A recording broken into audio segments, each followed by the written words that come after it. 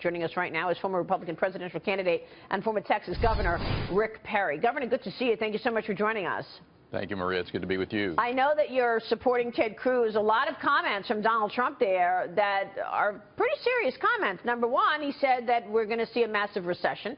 Said that the stock market is not safe because we're in a bubble and it's going to see a huge sell-off. He also said he's going to be able to turn around the debt story, eliminate $19 trillion in debt over 8 years that he will be president. What's your take on all of this, Governor?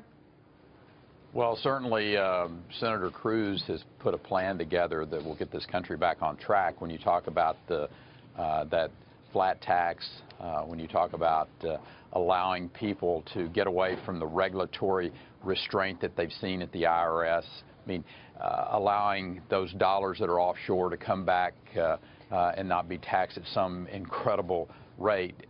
Growing your way out of this economic mess is the way to do it. Plus, obviously, reducing the size of government. So, you know, I have not looked at Donald Trump's plan. You know, I don't know whether the numbers mesh or not, but having been the governor of a state that unquestionably led the nation in job creation and wealth creation over the course of the last 14, 15 years, we know how to do this. And Senator Cruz's plan does follow a blueprint of which I will suggest that the future of this country can be bright. And I think going out and trying to scare Americans that, you know, the end is in sight, woe is America economically, and is not necessarily a way to run a campaign from my perspective. I think, you know, people are really looking for hope with a good future, not this dire prediction that everything is going to go to hell in a handbasket. Yeah, no, it's a very fair point, which is why we're discussing these comments this morning from Trump. But when it comes to Ted Cruz, Governor, the issue here is people are questioning whether or not he can actually beat Hillary Clinton. Right? I mean, so, you know, you have on the one side Donald Trump, who obviously has his own support, and then on the other, John Kasich. But just looking at Ted Cruz himself, people, I mean, from a GOP standpoint, does he have the personality, the sentiment, and the widespread support to actually beat Hillary Clinton in the general election? Yeah. Well, let's say that Senator Cruz does, in fact, get the 1,237 delegates that are needed. That may and probably will occur in a contested convention. I don't see either one of these candidates getting to that path from my perspective.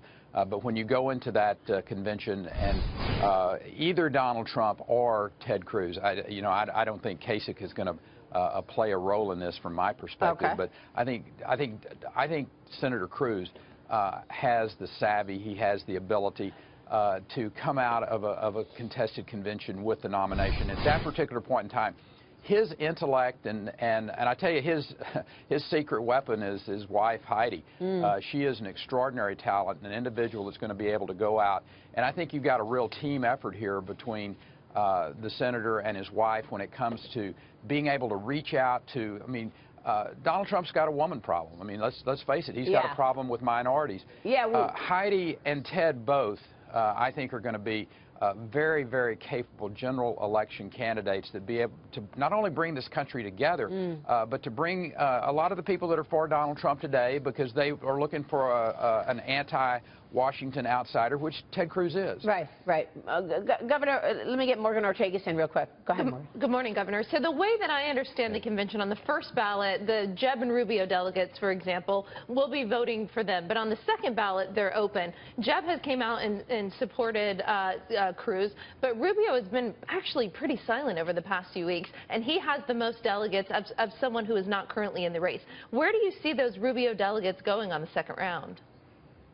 Well, I don't think anyone, just because you have these delegates, that these individuals are going to be bound to, they're not going to call you up and say, hey, Marco, what do you think I ought to do? So do you think they're going to Cruz? They're going to look at this and they're going to make a decision. I think they're mostly very thoughtful, activist Republicans.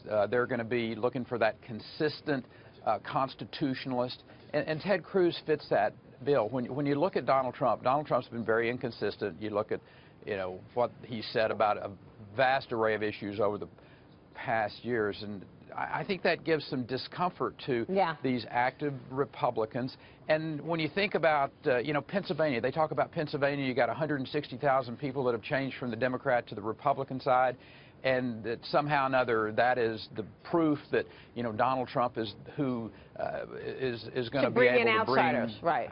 Listen, I think when you look at Ted Cruz, when you look at his plan for this country, when you see and you know that he is a consistent anti-Washington outsider, that those Trump people should be fairly comfortable that they're going to get what they want, and that's somebody to break up this cartel or whatever you want to refer to it in Washington, D.C., that there's really somebody out there that's going to not be business as usual, but will put a conservative, a consistent, constructive conservative on the Supreme Court. And that really matters to these Republican activists that are going to be making the decision this summer. It matters to the conservatives and to, obviously, the Republicans, but that's the point. Does it matter in a different way to those people that Trump is bringing in? But let me ask you this, Governor Perry, because I want you to look at this video. Things really got heated outside a Trump rally in West Ellis, Wisconsin last night. It required police to step in. The scuffle started after a group of protesters brought in an American flag, and then they trampled on it. The group has done this at other rallies. Look at this person trampling on the flag. What's your reaction to this, Governor? Well, it makes you mad as hell is what it is, the reaction.